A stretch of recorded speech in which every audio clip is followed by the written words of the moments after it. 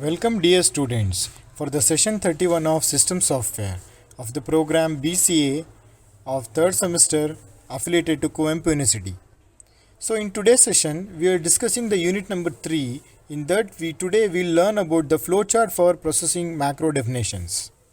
So before moving on to today's session, let's have a short recap of our previous class. In the previous class, we have learnt about the databases and the specification of data formats along with the algorithm for processing macro definitions. So today's learning objective is to understand the flowchart for the algorithm what we have learnt regarding the processing of macro definitions. The session outcomes are the student will be able to understand algorithm and flowchart for processing the macro definitions there. So now we'll start with the flowchart for processing macro definitions. In the previous session, you have learnt about the algorithm, the various steps we need to follow for the processing of our macro definition.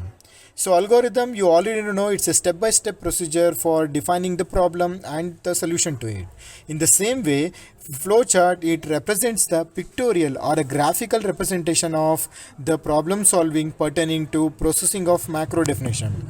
So in the next chart, I am putting you the figure which is going to show the flowchart of the macro definition. So in this slide, you can see a diagram which is nothing but the flowchart of the pass one, which is processing macro definition there.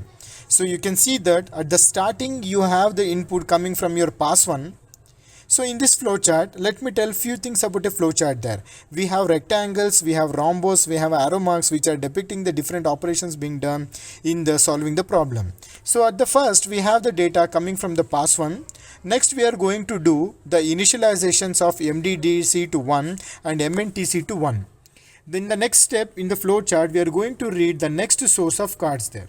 Once we read the next source of card, we are going to do the condition checking that whether if you have encountered with a macro macro pseudocode op. So if you have encountered a macro pseudocode op, then you will move to the S.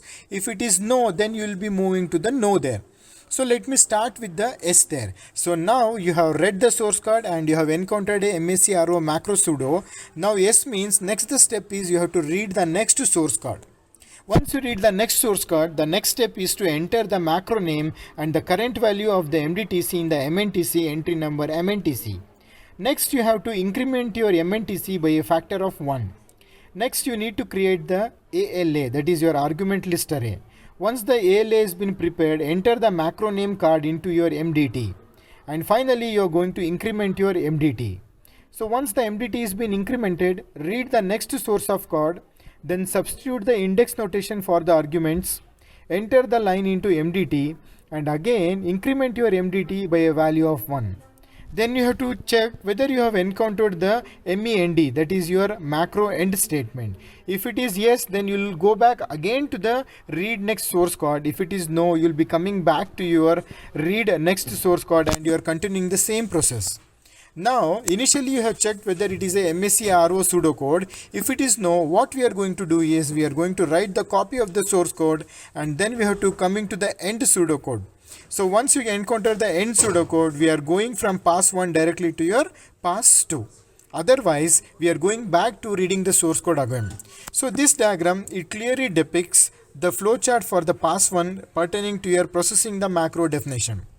So dear student, now you are familiar about what do you mean by processing macro definition, the algorithm for processing of macro definitions as well as the flowchart for processing of macro definition along with the database specification and the formats which is been used in your pass 1 as well as in your pass 2.